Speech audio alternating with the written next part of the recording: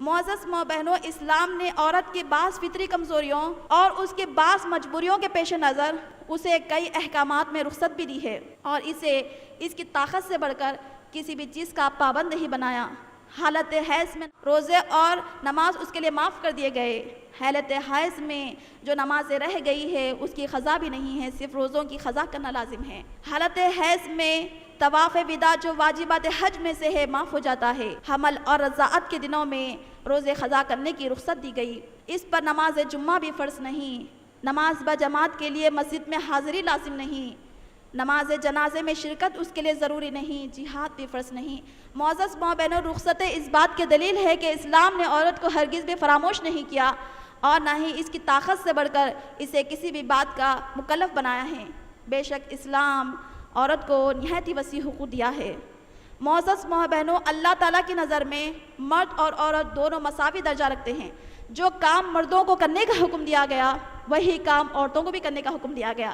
مثلا مرد کو ایک اللہ پر ایمان رکھنے کا حکم دیا گیا تو عورتوں کو بھی ایک اللہ پر ایمان رکھنے کا حکم دیا۔ مردوں کو بھی اللہ پر، رسولوں پر، کتابوں پر، فرشتوں پر، آخرت پر، تقدیر پر ایمان رکھنے کا حکم دیا تو وہیں عورتوں کو بھی اللہ پر، رسولوں پر، کتابوں پر، فرشتوں پر، آخرت پر تقدیر رکھنے کا حکم دیا۔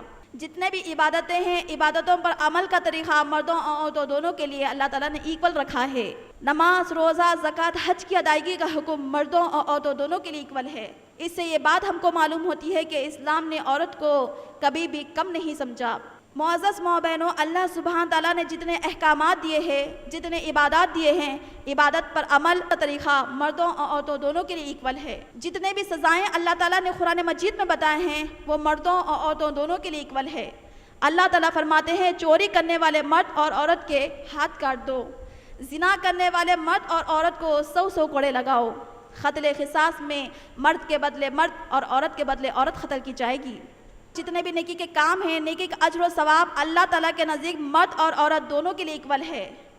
مثال کے طور پر اگر کوئی مرد اللہ تعالیٰ کی راہ میں 10 دینار خرچ کرتا ہے تو اس کا اجر و ثواب، کوئی مرد 10 دینار خرچ کرتا ہے، کوئی عورت 10 دینار خرچ کرتی ہے تو اس کا اجر و ثواب اللہ تعالیٰ کی نظر میں ایکول ہے۔ نہ اللہ تعالیٰ مردوں کو اجر و ثواب میں زیادہ دے گا، نہ عورتوں کو عورت ہونے کی حیثیت سے کم کرے گا۔ اس بات کو ہم سورہ نحل آیت 88 سے اس طرح سمجھ سکتے ہیں۔ اللہ تعالیٰ ارشاد فرماتے ہیں من عمل صالحا من ذکر او انثی وهو مؤمن فلنحيينه حیاة طیبا ولنجزینهم اجرهم بأحسن ما كانوا يعملون۔ جو کوئی مرد اور عورت نیک کام کریں گے اور وہ صاحب ایمان ہوں گے تو ہم انہیں دنیا میں بہترین زندگی عطا کریں گے اور مرنے کے بعد ان کے لیے ہمارے نزدیک بہت بڑا ثواب ہوگا۔ معزز ماں اور بہنوں، اسلام نے مردوں اور عورتوں دونوں کو تعلیم حاصل کرنے کا حق بھی ایکول دیا ہے۔ اس سے یہ بات ہم کو معلوم ہوتی ہے میری ماں بہنوں، اسلام نے عورت کے کردار کو اہمیت دیتے ہوئے اسے تعلیم میں بھی اجازت دی ہے۔ اللہ تعالیٰ نے قرآن مجید میں ارشاد فرمایا اقرأ بسم ربک الذی خلق، پڑھو اپنے رب کے نام سے جس نے تم کو پیدا کیا۔ تو یہ آیت مرد اور عورت دونوں کے لیے ایکول ہے۔ اللہ سبحانہ تعالیٰ نے اس آیت میں یہ نہیں کہا مردوں صرف تم ہی علم حاصل کرو، بلکہ یہ آیت مردوں اور عورتوں دونوں کے لیے ایکول ہے۔ جتنا مردوں کو تعلیم حاصل کرنے کا حکم دیا گیا اتنا ہی عورتوں کو دیا گیا۔ نبی صلی اللہ علیہ وسلم نے فرمایا طلب العلم فریضۃ علی کل مسلم و مسلمہ، علم کا حاصل کرنا ہر مسلمان مرد اور عورت پر فرض ہے۔ جب یہ بات صحابیات نے سنی تو پیارے نبی صلی اللہ علیہ وسلم سے ایسا علم حاصل کیا جس کی وجہ سے کئی اسلامی اسکالرز وجود میں آئیں۔ حضرت عائشہ تنہا نے پیارے نبی صلی اللہ علیہ وسلم سے اتنا علم حاصل کیا ان کی وجہ سے 88 اسکالرز وجود میں آئے۔ حضرت عائشہ تنہا علم میں بہت زیادہ آگے خاتون تھی۔ حضرت عروہ صحابی کہتے ہیں میں نے تفسیر القرآن میں، علم الوراثت میں، حلال اور حرام کی تفسیر میں، ادب و شاعری میں حضرت عائشہ کے جیسا عالمہ ہسٹری میں نہیں دیکھا۔ جب بھی صحابہ کرام محترم کو کوئی مسئلہ درپیش ہوتا تو وہ ریسپیکٹ سے، ادب سے حضرت عائشہ تنہا سے پوچھتے اما جان اس مسئلے کا حل بتائیے تو وہ بتایا کرتی تھی۔ حضرت صفیہ تنہا کے بارے میں آتا ہے کہ وہ بہت زیادہ تعلیم یافتہ خاتون تھی، بہت زیادہ فقہ میں ماہر تھی۔ حضرت ام سلمہ تنہا نے نبی صلی اللہ علیہ وسلم سے اتنا علم حاصل کیا ان کی وجہ سے 32 اسکالرز وجود میں آئے۔ حضرت فاطمہ بنت قیس کے بارے میں آتا ہے کہ وہ بہت زیادہ تعلیم یافتہ خاتون تھی۔ معزز ماں بہنوں، یہ باتوں سے یہ بات ہم کو معلوم ہوئی کہ علم حاصل کرنے کا حق مردوں اور عورتوں دونوں کے لیے اکول ہے۔ عورت علم حاصل کر سکتی ہے اور پڑھا بھی سکتی ہے۔ بہت سارے لوگ یہ اعتراض کرتے ہیں کہ اللہ سبحانہ تعالیٰ نے عورت کو پیغمبر کیوں نہیں بنایا۔ معزز ماں بہنوں، جہاں جہاں ہم اس بات پر غور کریں، پیغمبروں نے دین کی ذمہ داری کو قبول کیا، دین کی سر بلندی کا کام شروع کیا، وہاں پر پیغمبروں کی عورتیں اپنی اپنی قربانیاں دی، جس سے دنیا میں دین عام ہوا۔ نبی پروان چڑھا ہے ایک ماں کی گود سے، ایک عورت انبیاء نہیں بنی تو کیا ہوا، انبیاء کی مائیں تو بنی ہیں۔ نبی کو نبی کے مقام پر پہنچانے والی ایک عورت ہے، ولی کو ولی کے مقام پر پہنچانے والی ایک عورت ہے، دین کے دائی کو اس کے مقام تک پہنچانے والی ایک عورت ہے۔ معزز ماں بہنوں، مغرب کی سب سے بڑی غلط فہمی اسلام کے متعلق یہ ہے کہ جنت صرف مردوں کے لیے ہے، عورتوں کا اس کے اندر کوئی دخل نہیں ہے۔ اس غلط فہمی کو ہم سورہ نحل آیت نمبر 127 سے اس طرح دور کر سکتے ہیں: من عمل صالحا من ذکر او انثى وهو مؤمن فاولئک يدخلون الجنة ولا يظلمون نقیرا۔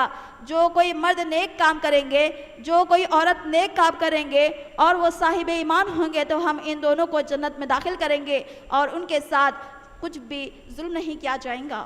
معزز ماں اور بہنوں، بہت سارے ہمارے بہنوں کو یہ اعتراض ہے کہ اسلام نے عورت کو برقع پہنا کر اس کو قید کر دیا ہے۔ مسلمان عورتوں کو جاننا چاہیے کہ مسلمان عورت کے لیے پردہ اس کے لیے قید نہیں ہے، آزادی کے نام پر، فیشن کے نام پر رکاوٹ نہیں ہے، بلکہ وہ تو ایک نعمت ہے۔ اس نعمت پر عورت کو اللہ تعالیٰ کا شکر گزار رہنا چاہیے۔ یہ دنیا عورت کو ترقی کے نام پر، آزادی کے نام پر عزت نہیں دی، عزت تو صرف اور صرف اسلام نے ہم کو دی ہے۔ پہلے یہ دنیا جس عورت کو اپنی تسکین کا ذریعہ سمجھتے تھے، وہی دنیا آج عورت کو بزنس کو آگے بڑھانے کے لیے استعمال کر رہی ہے۔ آج دنیا کے اندر آپ دیکھ لیجئے، بڑا سا بڑا بزنس، چھوٹا سا چھوٹا بزنس ایسا نہیں ہے جس کے اندر عورت استعمال نہ ہوتی ہو۔ ٹی وی اور انٹرنیٹ پر کوئی ایک ایسا ایڈ نہیں جس کے اندر عورت استعمال نہ ہوتی ہو۔ یہ دنیا ترقی کے نام پر معصوم بہنوں کے ذہنوں پر سائیکولوجیکل وار کر رہی ہے، ان کے ذہنوں کو تبدیل کر رہی ہے۔